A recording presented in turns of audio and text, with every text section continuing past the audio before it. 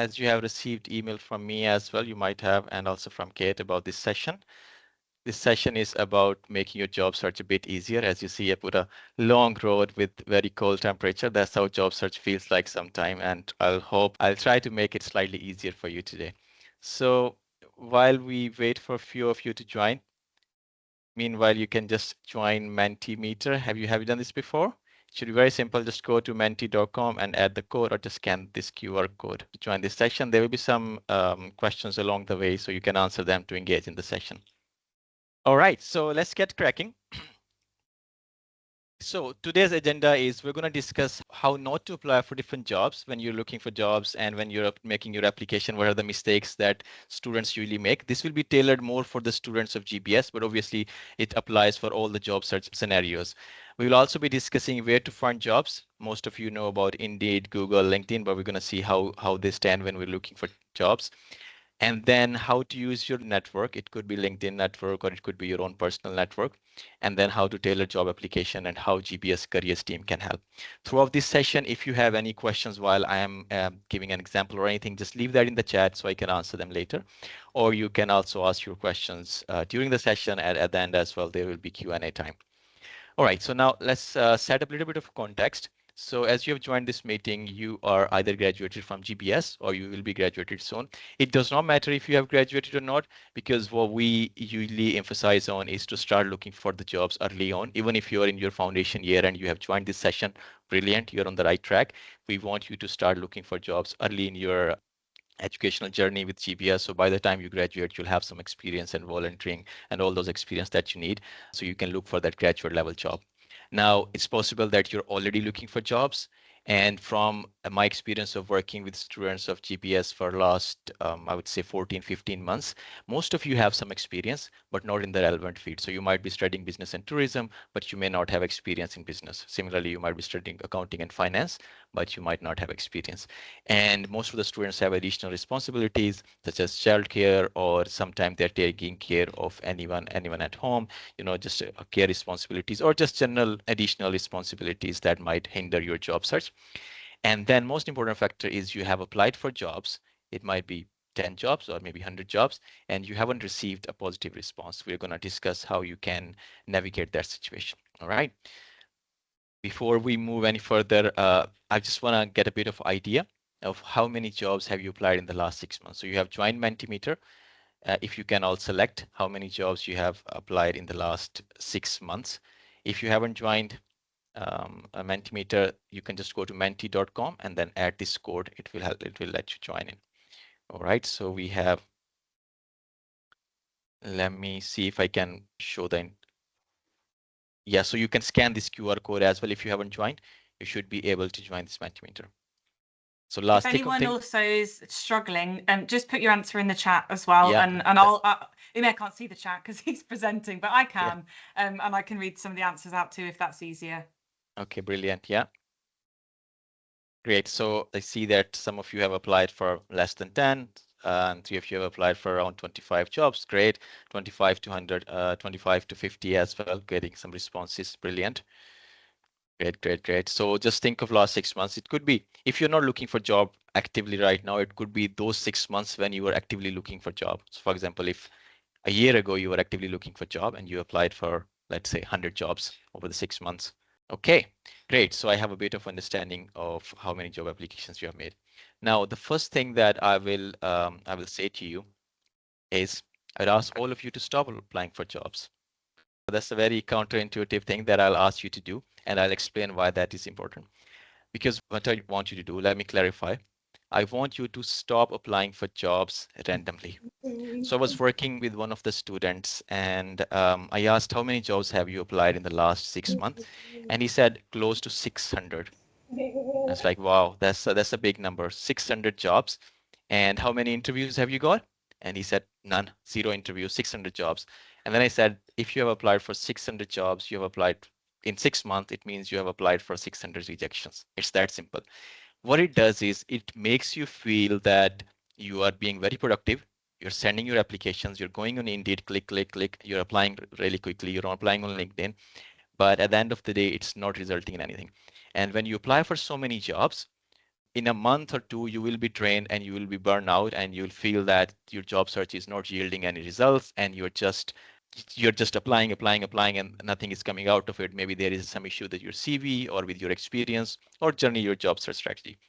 So let me tell you, there might be an issue with your CV, but most likely, if you have applied for this many jobs, the issue is not with the CV, its issue is with the job search strategy. And I'm gonna throughout this session, and by the end of this session, you will know how to apply for jobs. I'll explain what are the things you should do and what are the things you should not do, because we want to be smart about this. We don't want to be inefficient when we're looking for jobs, because this is not a process of a week or two. This is something that you do for 2 months, 3 months, sometimes even 6 months, or throughout your career to find a better job every time. Okay. So what we need to do is we need to make a plan.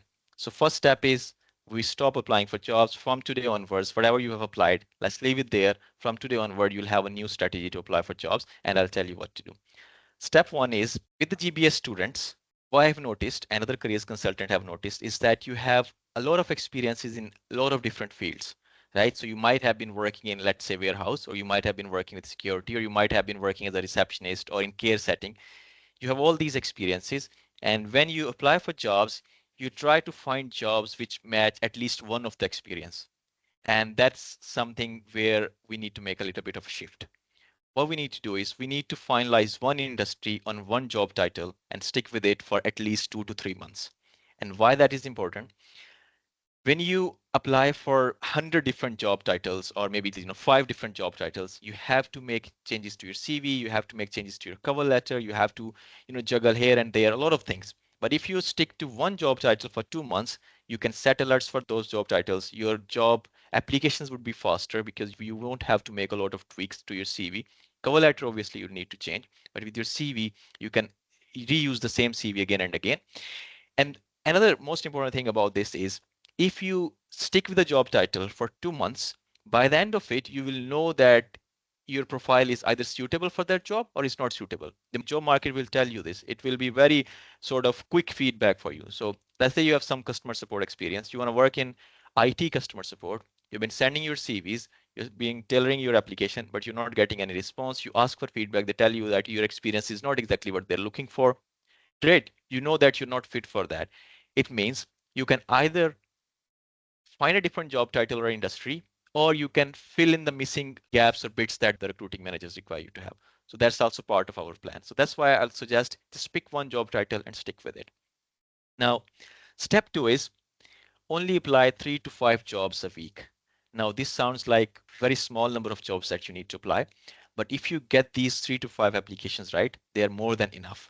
And with little bit of practice, you might be able to apply 10 jobs a week. But for the first month, I would strongly suggest from today onwards, for the first month, only apply to 3 to 5 jobs. But each application should be very tailored to the role that you're applying for, and each application should have a custom cover letter. And I'll show you some examples from the cover letters and some of my experience as well. So step two is, first is we limit our industry or job title to one or maximum two. And then step two is we only apply 3 to 5 jobs a week. Now, step three is make sure they read your application. And by they, I mean the hiring manager, the recruiting manager, the company, anyone who is responsible for hiring. Now, when we send our application, it seems like the job is done from our end, but that's not where it ends. So if you send your application, there is no guarantee that they're going to read it. We have to make sure, in other words, we have to force the hiring managers or recruiters to read our application. And how do we do that? There are certain things we need to do. One option, you apply for a job and then you find the hiring manager on LinkedIn and then you message them. So when I applied for this job at GBS, I applied on the GBS job portal, sent my CV in, and then I went to the LinkedIn. I found the person responsible for hiring, which is Daniel in this case. I haven't removed any details because this is something you can find as well. So I sent them an email. This is an email screenshot, as you can, a LinkedIn message. As you can see, it's November 29th, 23. I sent them a message. Hey, I just applied for your position. I'm really interested in it. Please let me know if you need any other information. Very simple, just 7 lines. So Daniel go back to me saying, oh yeah, can you please send me your CV? I send the CV. He's like, okay, we have shared your CV with the director of the department. And then I didn't hear back anything for a couple of days. I think it was like a week. I messaged again, hey Daniel, is there any update? He said, oh, let me check with the director. He checked with the director. go back to me, yeah, we liked your CV. When are you available for interview? So I did the interview. They made me an offer. We negotiated the salary and everything. Once they have made me the offer and once I was happy and I was ready to accept, Daniel comes back to me and says, hey, can you go on GBS job portal and fill the application there as well? We need it for the legal and other reasons. And I was like, that's the first thing I did.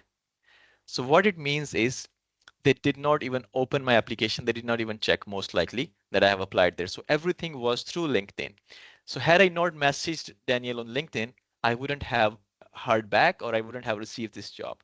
So sometime the job, when companies post jobs, there are so many other moving parts. Structure is changing. The hiring managers are changing. They might not be able to track all the applications that are coming in. So make sure you find someone on LinkedIn or find their email and then just message them.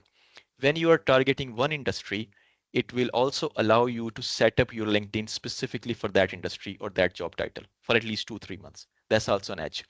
And also, when you're applying for 3 to 5 jobs, then you will be able to do this with all the jobs that you're applying. Okay. And the focus here is on good jobs, graduate level jobs. If you want to work, because we need to pay our bills, so you can work in any job that you can get.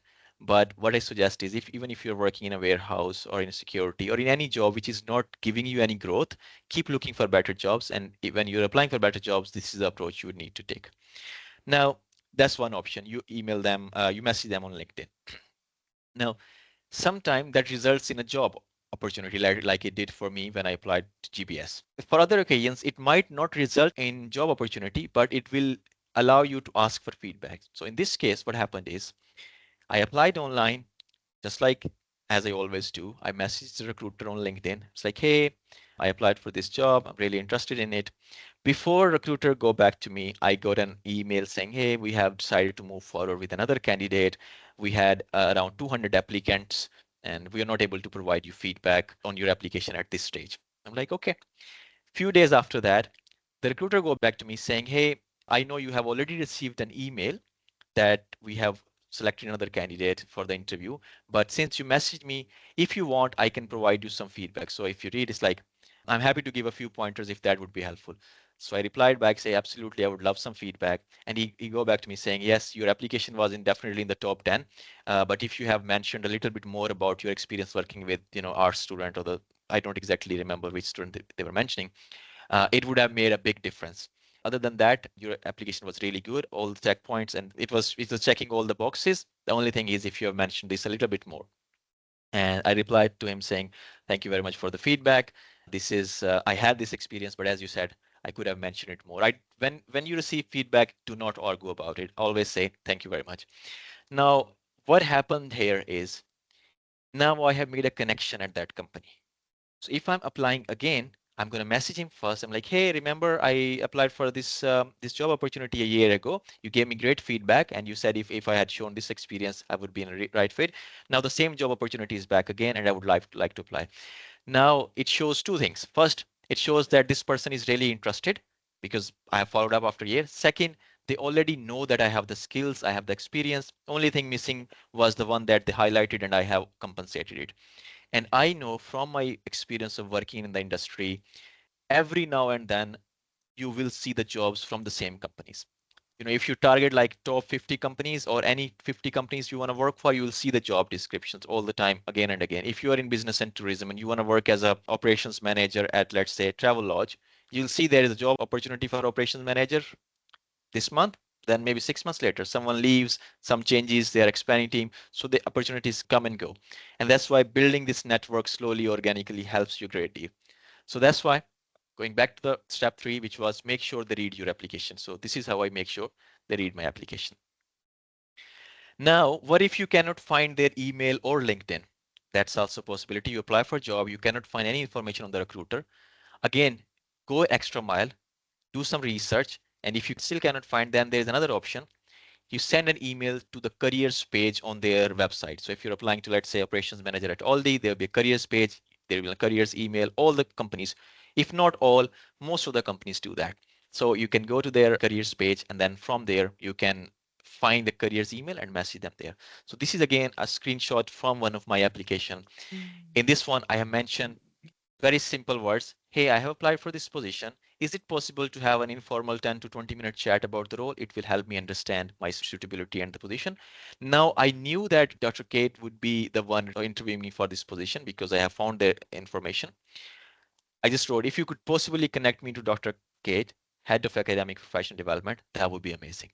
What they did is they just put me in touch with Dr. Kate. I had a good conversation with her. After the conversation, I realized that I may not be the right fit for the job, or job may not be the right fit for me. But with this process, again, I have made a contact there. I will add them on my LinkedIn later. If I'm applying for any other role, same company, I will use this connection. Okay.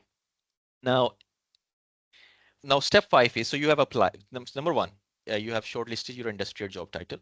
You're applying 3 to 5 jobs a week and you're tailoring it. We'll talk about tailoring in just a bit. And then after the application, you're making sure that they are reading your application. And then step 5 is you are asking for follow-up or feedback. Now, why do you need to do that? I have covered this a bit, but first, it's an easy way to learn. So if they're not hiring you, why? Let's say, okay, you have good experience, but we're looking for someone with XYZ certification. How long does it take to do that certification? 2 months. Let's spend 2 months and get that certification.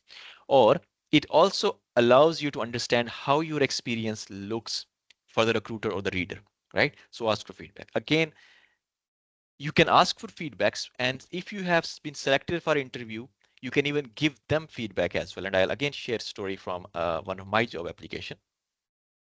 So I apply for a job. Now you don't have to ask for feedback after the interview and after the rejection. You can follow up for a job even if there has been no progress. For example, you apply for a job, it's been 10-15 days after the deadline, you haven't heard back.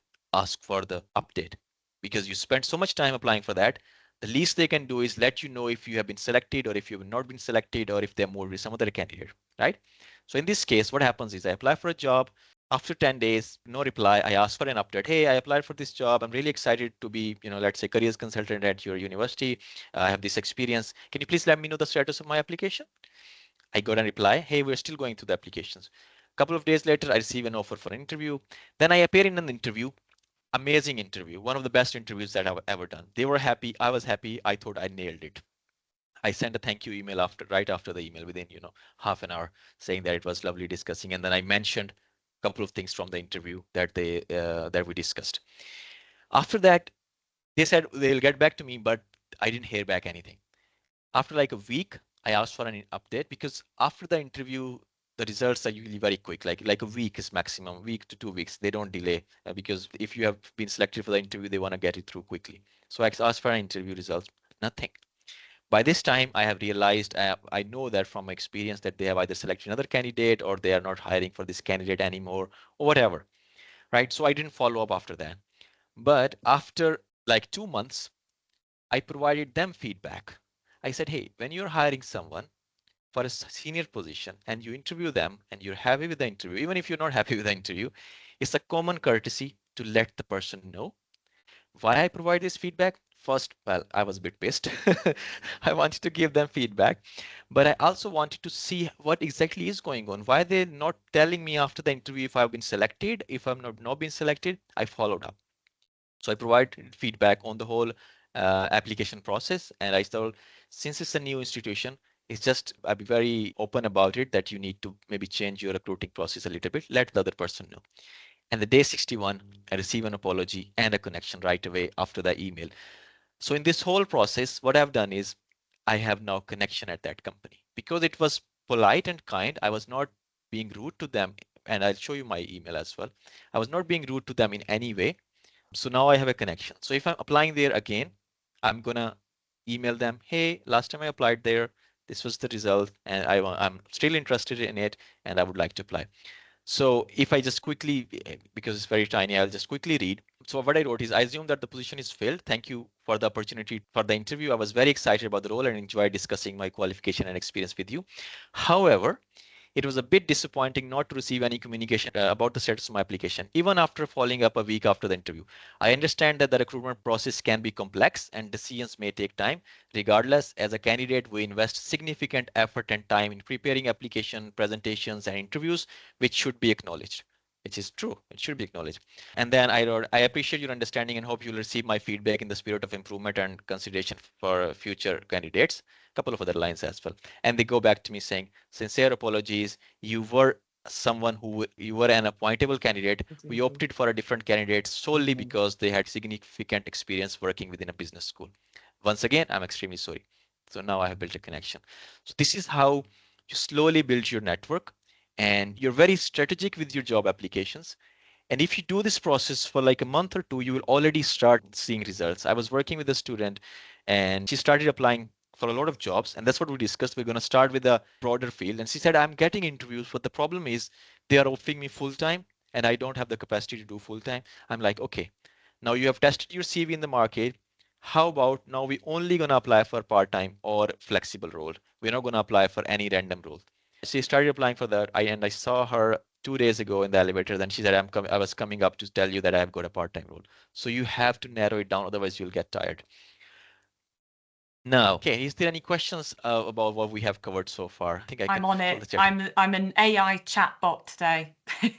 That's what everyone bullies me about in this team, is that they think I'm like, I love it, a Teams chat. So no, we're all covered, Umair. You carry on. Okay, I'll carry on then. Now, please select which platform you use to do your job search and how you apply. Okay, we have one response for Indeed, one for LinkedIn. Anyone else? Indeed, okay. Yeah, so there are plenty of job platforms. You can use any of them, but I'm going to discuss which ones to use and which ones you should be careful when you're using. Okay. So I just want to get a bit of idea. Okay, brilliant. Indeed, Google, LinkedIn. Okay, great. Now at GBS, most of the students use Indeed to apply for jobs. And what we have discussed so far, you might have to move away from Indeed. Not entirely, but for the job search only, for the job applications only. You can search jobs there, but it's better if you apply to other platforms. And I'll tell you exactly the reason. Problem with the Indeed and similar platforms. When you apply on Indeed, the process to apply for a job is so easy that it requires possibly maybe 10 clicks. So you see a job, you click apply, it selects your CV, apply. That's it, your job's done. Now on the surface, it's like, oh wow, this platform is amazing. I can apply really quickly and I can apply to a lot of jobs. It should work in my favor, but it does not. What it does is the job application is so easy to apply. First, there will be 200, 300 applicants, and on Indeed you can see that there are 300 applicants. Second, it makes it difficult to customize your applications. Although if you have been using Indeed, you know that you can upload a tailored CV, you know that you can change the cover letter. But if you don't pay attention, you click on continue, it will just take the CV that you have, take the cover letter that you had written for another job, and it just submitted. And sometimes it happens that the cover letter that you're attaching or the supporting statement is not relevant to the job you're applying. And again, it does not allow for personalization. It's good when companies are hiring for multiple candidates. They're not looking at your supporting statement or cover letters. They're just looking at your little bit of experience. And those are the jobs where they need maybe 10 candidates, 15 candidates. So they just quickly go through Indeed. So you can still do that. Second thing is you can use Indeed to set up alerts. For example, you want to work as customer support associate, you can set up alert. So every time customer support role is posted, it will give you a notification on your email. And then some of the jobs are only Indeed. So what you have to do is use Indeed, but be mindful. Once you get a job alert on your email, open that job on Indeed, read the job description, apply on Indeed after trailing, which we'll talk about, but also go on the company website, apply on the company website as well.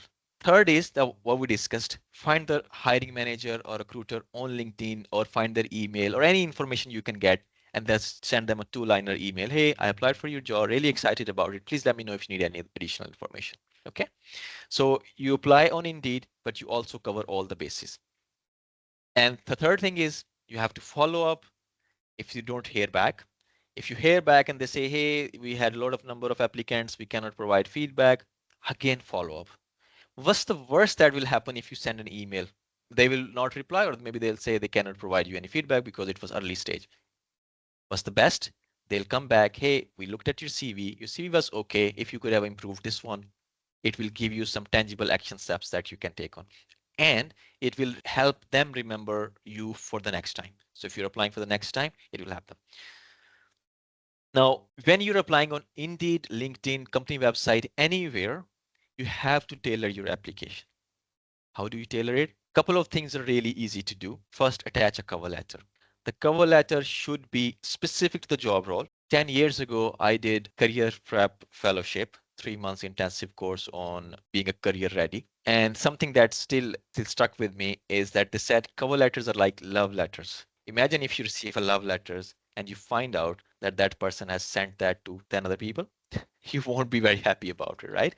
So it's just like, instead of sending individually messages on Instagram or on WhatsApp, you mistakenly make a WhatsApp group and message everyone the same thing, that you are the only one in my life.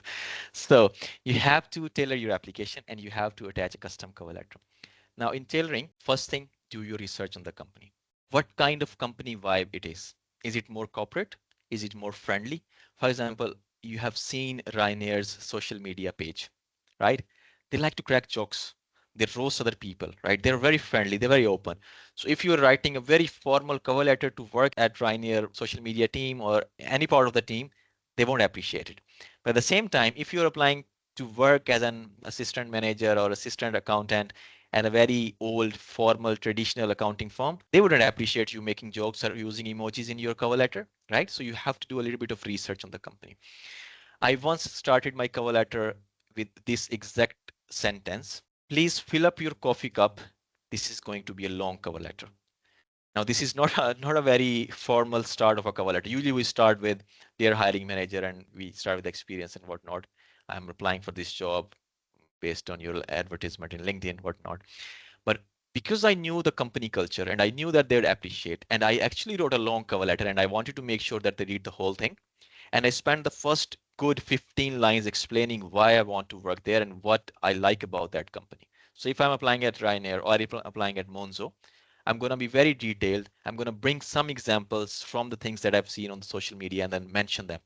That already sets you apart of 100 applicants, like, oh, this person is not sending me a very boring, dry cover letter. And you have to think that recruiting managers or hiring managers, they have to go through hundreds of applications. So you have to tailor it based on something that they would like to hear, something that they would like to read. And once they read, please fill up your coffee cup, they were like, oh, that's different. And even in the interview, they mentioned, oh, we loved your application and cover letter, right? Same, and when I apply for different companies, depending on their vibe, I tailor my cover letter. Another quick win for you is update the job titles and bullet points in your CV. Now, my role on my salary slip is careers consultant. Let's say there is a university looking for a careers coach role. I will change my role from careers consultant to careers coach because it's exactly the same thing, right? I'm doing the same thing. If they're looking for a student advisor in careers, I will put my role as student advisor, career focus in bracket. So this job title, this sort of mental alignment with the recruiter, like, oh, this person has already done this job and they know what they're doing, right? So you change the job titles.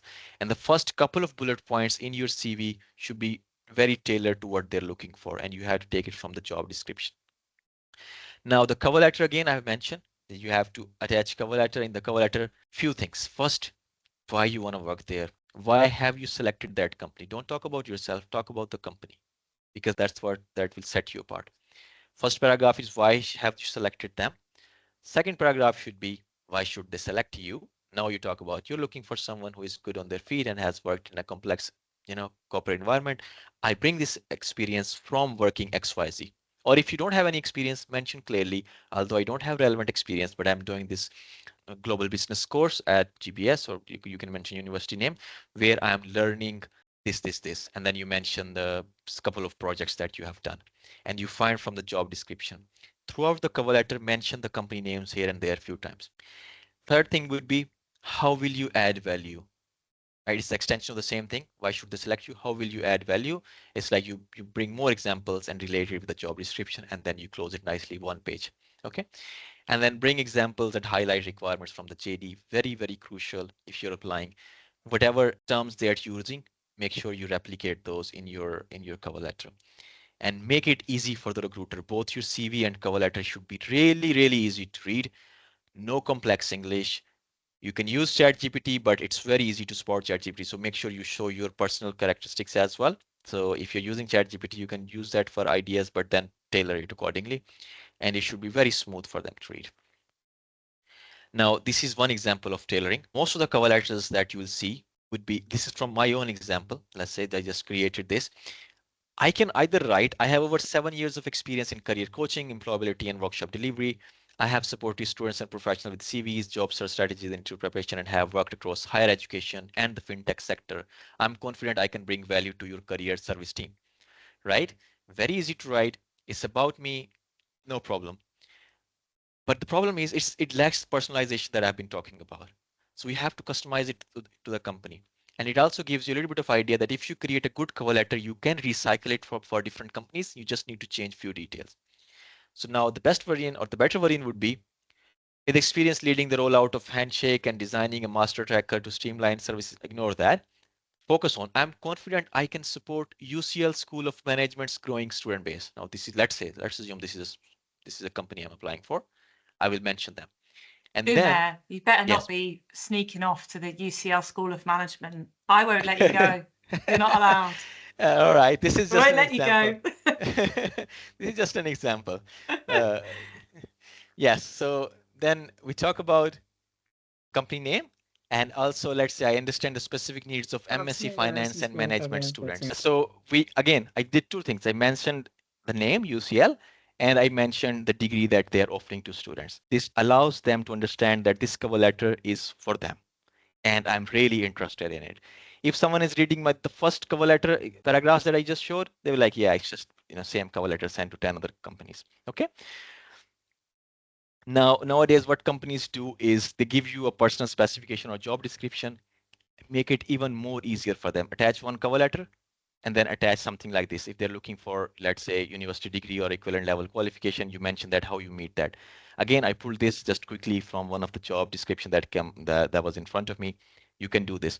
But this is an extra step. And this I would recommend you only do when you really are interested in a job and when you are sure that you are a good fit, right? If you're like in between, then there's no point putting so much effort. But if you think, oh, this is brilliant, this is what I've done, this is what I'm good at, and I really want to be a part of this company, make it easier for them to see that you check all the boxes.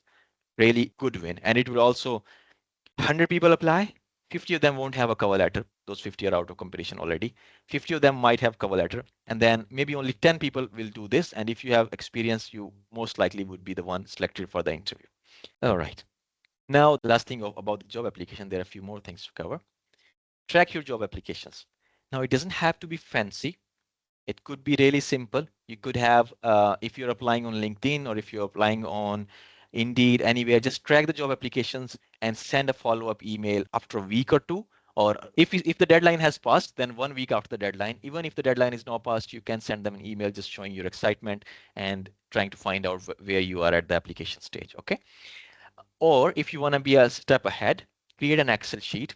It will do two things to you. First, you will be very easily be able to analyze that, okay, I picked this industry and job title for 2 months. I applied to 30 jobs. This is the result. Out of those 30 jobs, I got 3 interviews and I didn't get any job offer. I have to move to some other job title one. Second, it will also teach you how to use Excel. And Excel is the kind of tool that you need in all your jobs, no matter what you're doing. Most of the time, you will use the skills that you're learning from using Excel. Or you can use a paper-based tracking system as well. Anything that help you understand what you have done in the last couple of months and what you're going to do in the next couple of months based on what you have done already. Okay. Now, quick question. What do you find most challenging about job search?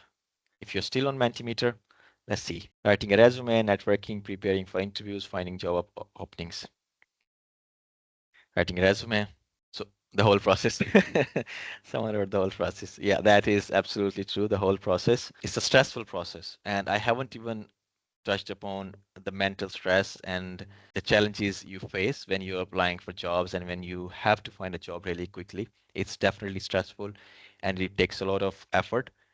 And just on the topic, I would say that if you are either GBS alumni or GBS current student, just remember that support is available. Even if it's a mental stress or even you are feeling overwhelmed and you have no idea where to start, GBS careers team is here, placement team is here. If you want to start your business, enterprise team is here. So we can definitely help you with that. Now, someone wrote that they struggle to link to the experience. When you will be selecting the industry you want to apply, pick an industry where you have at least a couple of job experiences or maybe one job experience and then looking at the job description and finding what you have done in your job that you can remotely relate to it, right? They're looking for customer service agent on the phones or emails. You might not have worked in this. You have worked all your life in retail customer support where you are not answering phones, but you have worked in customer facing role. You can mention that I've worked in customer facing role and I see no problem that I can handle phone and email as well. So just linking that experience. And if there is any job which you're really passionate about and you're struggling to link your CV bullet points or your cover letter, book an appointment with a careers consultant at GBS. This is such a useful resource available to all of you. You can anytime book a meeting, and in, I would say, 95% of the cases, you will be able to find appointment even the next day, right? So if you want to book an appointment for tomorrow, you will find someone who is available tomorrow. So use that resource and they will definitely help you come up with those bullet points that you need. Okay. Now, if you don't have the relevant experience, volunteering is a good option. They are not very strict with you having the relevant experience, and it's 3 to 4 hours a week sometimes. And the good thing about volunteering is if you have done a volunteering experience, there is no need for you to mention on your CV that it was full-time, part-time, or paid role. You don't have to mention it. Just mention as your regular experience. If they ask you in the interview, then don't lie. Clearly mention it was volunteering and you worked 15 hours a week or 15 hours a month. But if they don't ask, you don't have to tell them. Another thing is job shadowing. So job shadowing is you're working in your company, and I would suggest first look for options to grow within your company, right? That would be the most easiest because they know you, you know them. And one way you can do is you can ask your manager, hey, I'm really interested. I'm doing this course from GBS and I want to be in a senior position. Is it okay if I shadow you for a couple of days, maybe on your off days when you're not actually working? You just follow him around or follow her around, basically. Not physically, but just seeing what they're doing, how they're handling their day-to-day activities and asking questions. That really helps. Then networking. Build a killer networking profile on LinkedIn. Okay. You have to set up your LinkedIn. Only like 10% of GBS students have LinkedIn. I strongly suggest if you're watching this session, please set up your LinkedIn, add your work experience, add your fellows, and add your lecturers as well. This is the only time when you will be surrounded by people who have masters, who have PhDs, and who have worked in different fields. You can add them to your network and then slowly build your whole personal brand. My colleague Roma covered personal branding. You can watch that video on YouTube. She covered how to build a personal brand when you're applying for jobs, and it definitely pays off. It took me, what, 10 years for my LinkedIn to be in a position where I'm approached for the jobs every now and then, right? A few days ago, I was asked to deliver a session in Oxford Royal Summer School. They just want someone to come in for one session, and they're paying good money for that. So sometimes opportunities come like that as well. So make sure you have good LinkedIn and let it grow organically. And then using non-conventional application process. This does not mean that you follow someone on the road and like, hey, here's my CV, please give me a job. No, non-conventional methods are one where you approach someone without a job opportunity or opening in any company. So you want to work at Aldi, find the operations manager or head of the store, go there, give your CV or email them, hey, I'm really interested. This is what my profile is. If there is any job opportunity, please let me know. Find 50 companies in your field, 50 top companies. Send the email and message to all of them. A little bit tailoring. I'm really amazed by the work, let's say Monzo is doing, or Ryanair. I keep bringing these examples. And it would be great to be a part of this team. I know that you have a job portal where you announce the jobs, but I just wanted to show my interest. And if there is any opportunity, or if I can speak, depending on who you're talking to, if you're sending it to careers email or sending it to one specific person, you can also ask if it's possible I can have a chat for 10 minutes and be specific with what you want to talk about. And so that it should be very easy for them to say yes. So that's a non-conventional application process. So use that. Now, so what are your key takeaways from this session so far? You can leave on Mentimeter here in chat, whatever you have learned so far. Yes, that is definitely a good takeaway. Only apply 3 to 5 jobs. But if job application is taking you like 5 minutes, then it does not mean that you only have to spend like 30 minutes a week.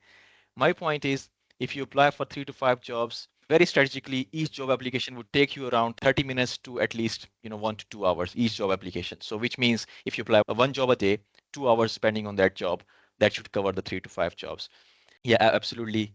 Have one job title, apply on the company site, not on Indeed, go on LinkedIn, follow up, and then make sure that you are building that connection and you're seeing yourself in this new approach of job search where you're not randomly sending, you're like, I want to apply for this job, I'm good fit for this, and I'm going to apply and I'm going to follow up until I have either job or feedback.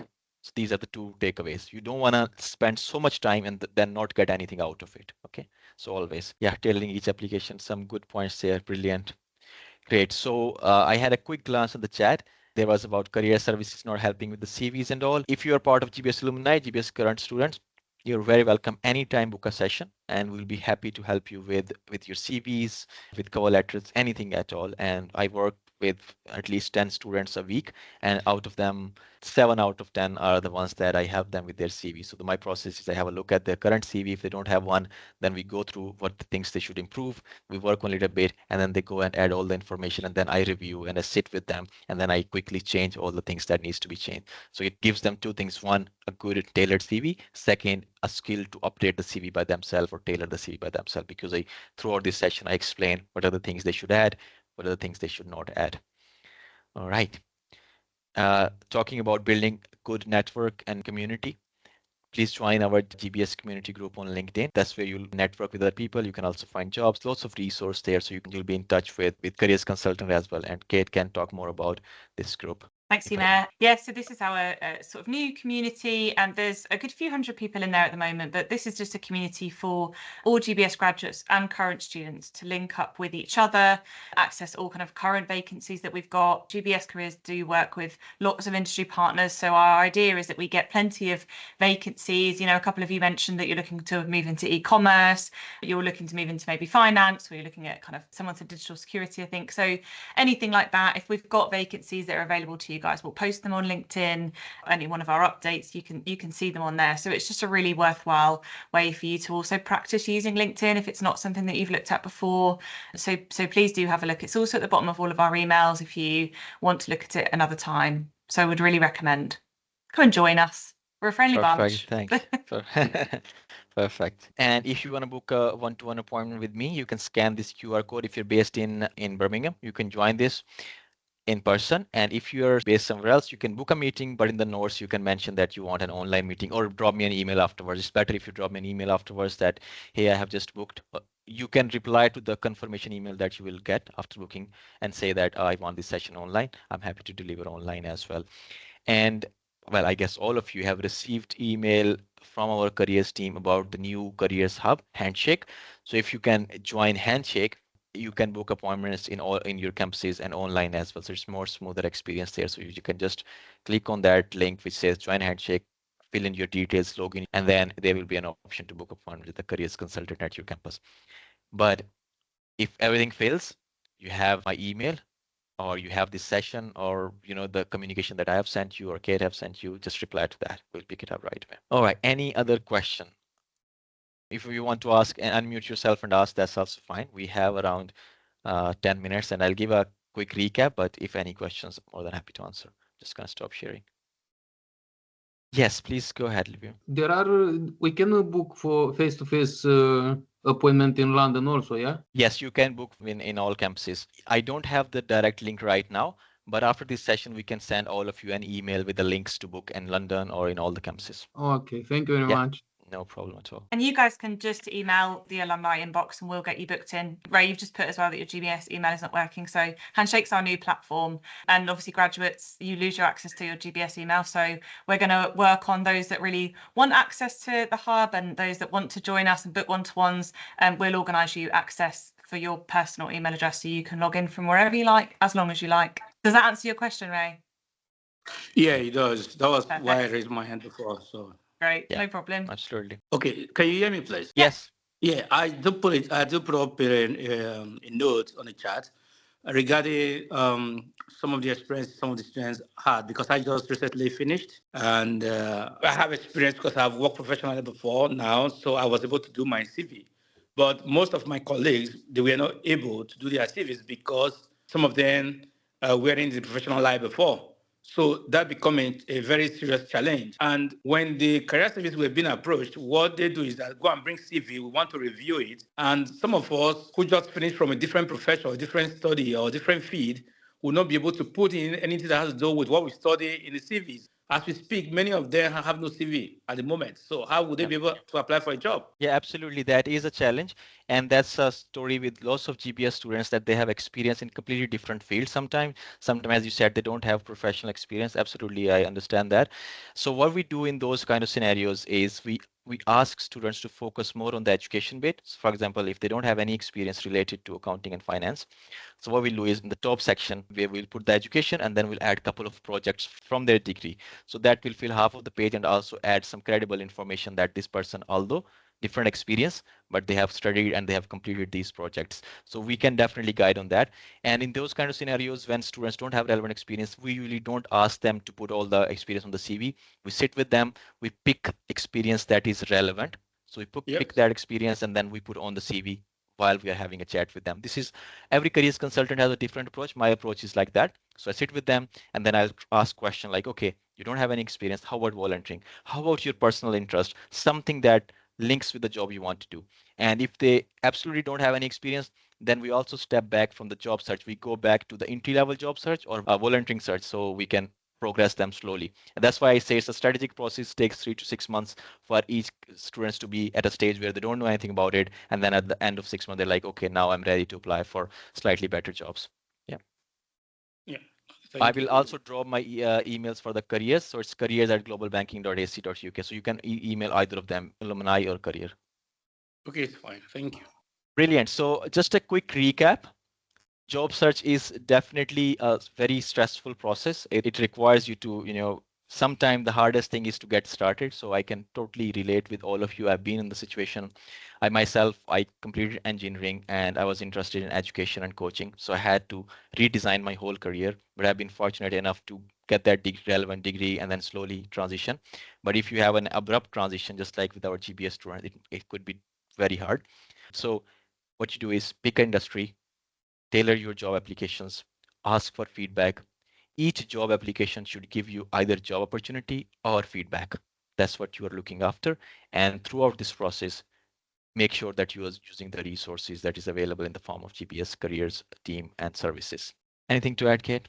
I think that's perfect. We'll be sending some more emails around. I'm sure you guys see all your emails from me at least once a week and sometimes more. So please do follow the link in the chat to email us, and we'll send some more details about joining our platform shortly. And as Umair said, the LinkedIn group is a great place to start, especially if you are in those early stages of job hunting and looking at what you might want to do in building that network. We'll also send this link out once it gets uploaded to YouTube, and you can also have a look at some of the other sessions. I recognise some faces who's been to a couple before, so you'll have seen it, but those that haven't seen the other sessions, you're welcome to go and watch those on YouTube. Just I'll quickly add one more thing. Here's a little task for you guys. You have to set up your LinkedIn and find me. There's no more information about me. Just you have to find whatever you have heard today and drop me a connection request with a message that, hey, I was in your session. Okay, right. Let's do that. Homework. Yes, we all love a homework. We will do that. Brilliant. Huge thank you, Umair, for taking the time and delivering this session. I thought that was great. I'm not in the job market. I'm very lucky that I love my job, but if I was, I think that I would be very interested there. Right. Thank you very much. Thank you for this opportunity. It was amazing. Thank you. Thank you. Thank you so much, everyone. Have a lovely evening. See you next time. Thank you, guys.